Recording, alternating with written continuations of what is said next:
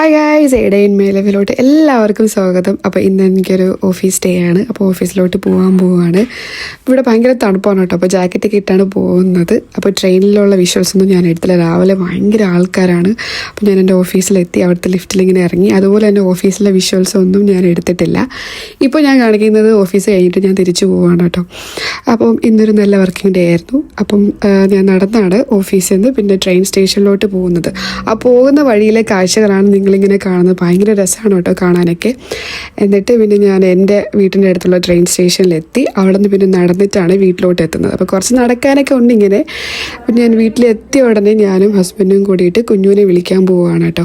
കുഞ്ഞുവിന് 2 ദിവസം ഭയങ്കര ഹാപ്പി ആയിരുന്നു ഡേ കെയറിൽ പോകാൻ. പിന്നെ അവൾ ഒരു രക്ഷയില്ല, ഭയങ്കര കരച്ചിലായിരുന്നു. രാവിലെ ഒരു വിധത്തിൽ അവൾ റെഡി ആവത്തില്ല, ഭയങ്കര കരച്ചിലാണ്. ഡേ കെയർ വേണ്ട. അത് കാണുമ്പോൾ നമുക്ക് ഭയങ്കര വിഷമമാണ്. കാര്യം ഇത്രയും നാൾ എൻ്റെ കൂടെ ഉണ്ടായിരുന്നിട്ട് പെട്ടെന്ന് ഇങ്ങനെ അവൾ ഡേ കെയറിലോട്ട് പോകുമ്പോൾ അവൾക്കും അത് അക്സെപ്റ്റ് ചെയ്യാൻ പറ്റുന്നില്ല. അപ്പോൾ നമ്മളിങ്ങനെ വിളിക്കാൻ പോകുന്നതൊക്കെ കാത്തിരിക്കുകയാണ് കേട്ടോ. അവൾ നമ്മളെ കാണുമ്പോഴേ ഇങ്ങനെ ചാടി ഇങ്ങനെ വരും. അത് നിങ്ങൾക്ക് ഇങ്ങനെ കാണാൻ പറ്റും. അതുപോലെ തന്നെ അവിടെ ചെന്ന് കഴിഞ്ഞാൽ ടീച്ചേഴ്സിൻ്റെ കൂടെയാണ് എപ്പോഴും ഇങ്ങനെ ഇരിക്കുന്നത്. അവരുടെ മടിയിലാണ് ഇരിക്കുന്നത്. ചെല്ലുമ്പോൾ തന്നെ അവിടെ ഇങ്ങനെ ഒരു ടീച്ചറിൻ്റെ കൂടെ ഇങ്ങനെ ഇരിക്കുകയായിരുന്നു കേട്ടോ. അപ്പോൾ എന്നെ കാണുമ്പോൾ ഭയങ്കര സന്തോഷത്തിലാണ് ഇങ്ങനെ വരുന്നത് കേട്ടോ.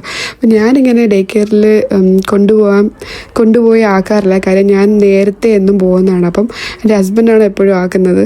അപ്പോൾ അത് കാണാനുള്ള ശക്തി ആക്ച്വലി എനിക്കില്ല. പക്ഷെ എനിക്ക് വിളിക്കാൻ പോകുമ്പോൾ ഭയങ്കര സന്തോഷമാണ്. കാര്യം അവളെ കാണുമ്പോൾ ഒരു സന്തോഷമാണല്ലോ. അതുപോലെ തന്നെ അവൾക്കും അതുപോലെ ഭയങ്കര സന്തോഷമാണ് കേട്ടോ നമ്മളെ കാണുമ്പോൾ കണ്ടോ.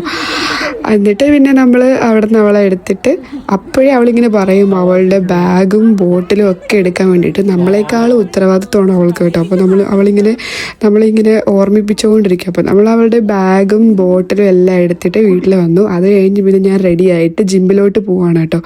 അപ്പോൾ ഞാൻ ജിമ്മിലോട്ട് പോകുന്ന വഴിയാണ്. അപ്പോൾ ഇത്രേ ഉള്ളൂ ഇന്നത്തെ വീഡിയോ. അടുത്ത വീഡിയോയിലൂടെ വീണ്ടും കാണാം. ബൈ.